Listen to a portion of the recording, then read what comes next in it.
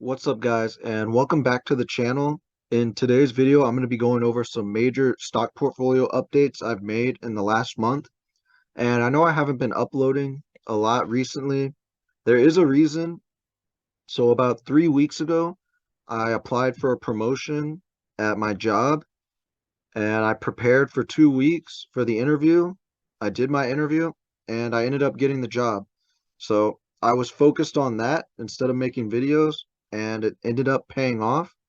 And so the nice thing about my promotion, I'm going to make a little bit extra money per hour, and then I'm getting 165 Amazon stocks.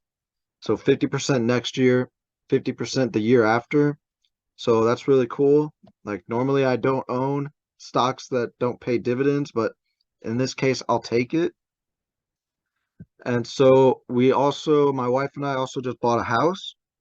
We closed on it on Friday. So we'll be moving in over the next couple weeks, and I'll be able to move out of our master closet into my own office.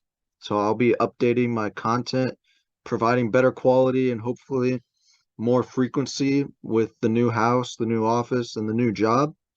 But now let's get into this video. I'm finally back above $50,000 on my portfolio. So we have $50,424.36. And I'm actually in the green, $71.22. Now, year to date, that's a different picture.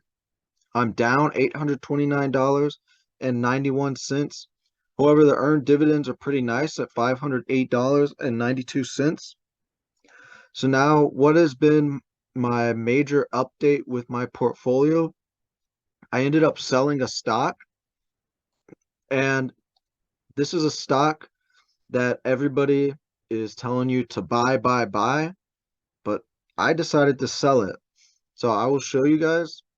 I sold Apple, as you can see right here, and you might think that's crazy, but there's a reason I sold Apple. So if we go to Seeking Alpha, you can see that they have a dividend yield of 0.56%, which normally, I don't care if the dividend yield is really low as long as they have a great dividend growth rate. And so as you can see here, it says their 5-year growth rate is 7.87%. That is great. But if we dig a little bit deeper, go into their dividend history, you can see in the last year, they only increased their dividend by 1 penny. And then what is that? 1.5 pennies in the last 2 years. So even though it says that their 5-year growth rate is 7.87%, I actually believe it's probably lower. And with the state of the economy, it's probably going to be lower going into the future. And also, Apple is a company that's more stock buyback heavy instead of growing their dividend. That's how they give back to the investors with the share buybacks. So just to give you guys another example of a low dividend yield company, we have Costco, which is one of my favorite stocks. They have a dividend yield of 0.72%, so not that much higher than Apple. And they have a low payout ratio, just like Apple, but their 5-year growth rate is 12.47%.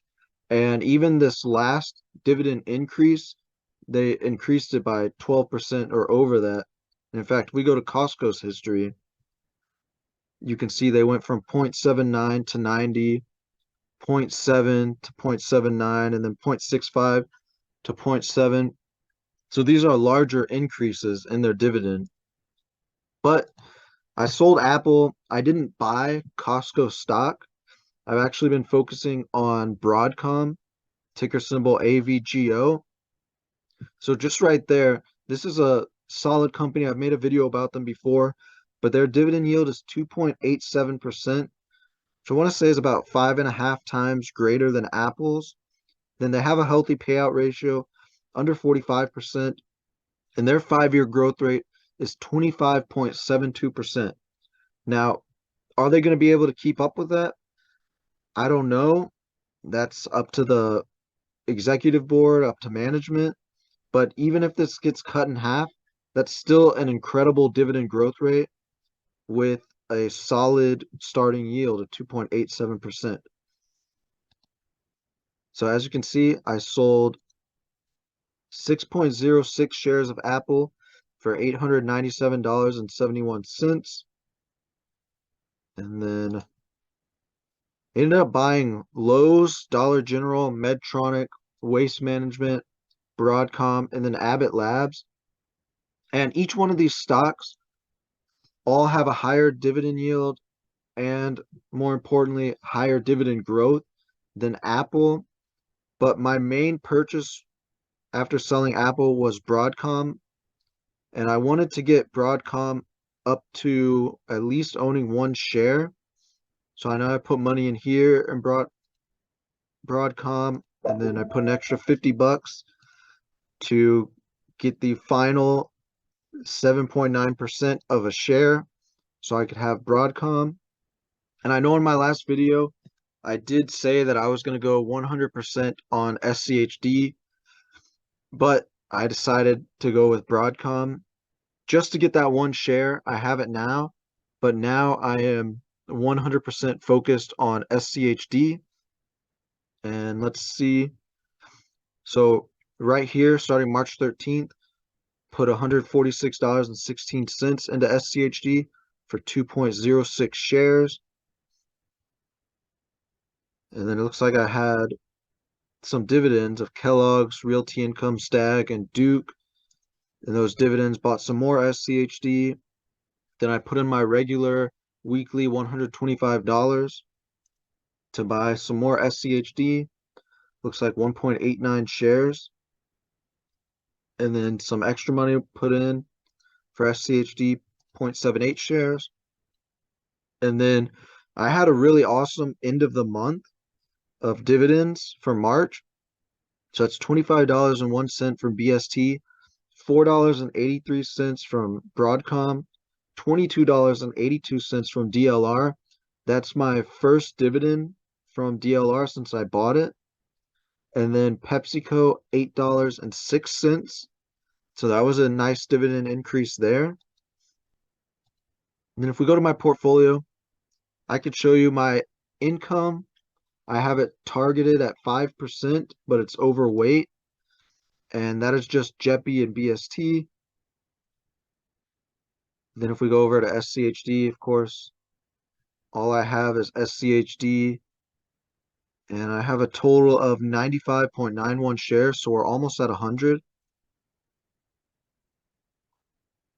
And then next up, if we go to real estate, if you remember from a couple update videos back, I sold Good, LTC, and BXMT. And the reason I sold those was, number one, Good decreased their dividend by 20%. And then BXMT and LTC, they are companies that don't increase their dividend. So if I'm not getting dividend growth, it's just hurting me.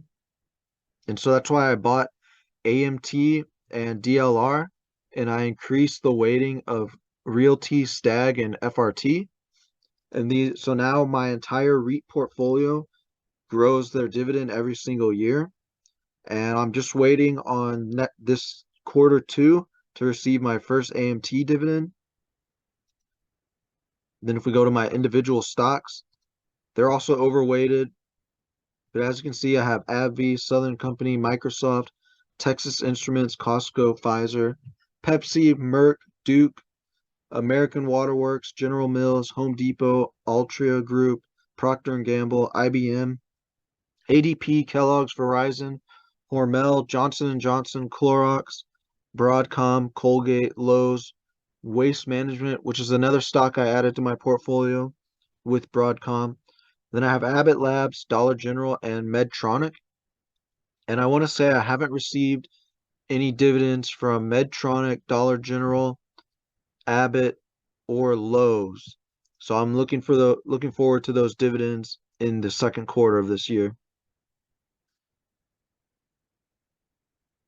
If we go back, so as you can see, the goal of my portfolio is now 100% SCHD, a target weighting of 65%, but I have 13.9. Real estate 10%, and then individual stocks 20%. So that's going to significantly decrease the weighting onto my individual stocks for just individual real estate and income. So I believe that'll make my portfolio much safer by relying on SCHD as my core. And then next thing I want to show you guys is my dividend growth, because I don't think I've showed this chart in quite a while. So I actually just hit a dividend record in March. And as you can see, my previous record was December 2022 at $243.73. But in March, I earned $244.90. And I was actually kind of worried about my dividend income. I believe that 2023 was going to be a lost year because the first 2 months were pretty low. January and February were much lower than October and November if you add them up and subtract, or add them up and divide.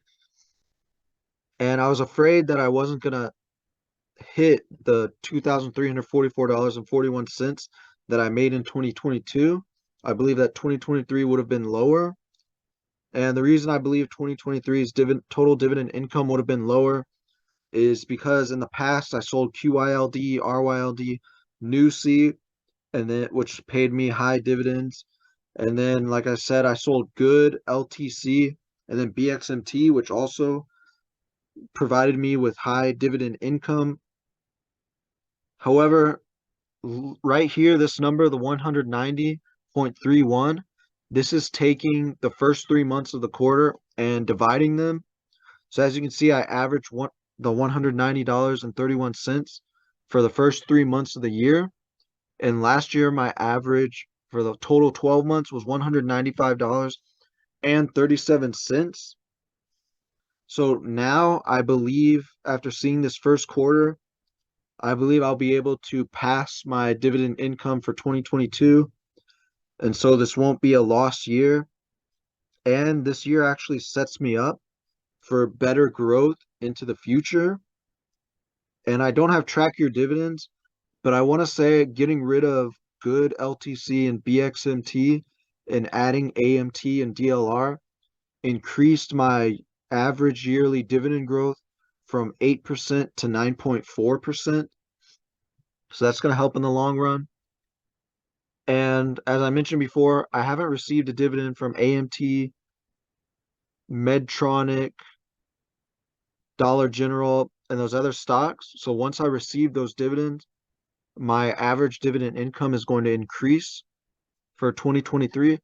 And another thing to point out, in March, I only received a dividend from SCHD, I want to say of $55.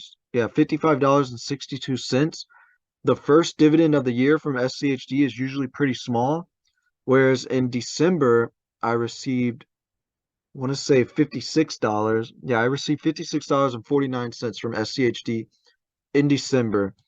So over the next 3 quarters, I should be getting much larger SCHD dividends. Plus, you compound that with the fact that I'm putting all of my money into SCHD. So I think hopefully we can hit 2,500, and then maybe in 2024 hit that 3,000 or higher.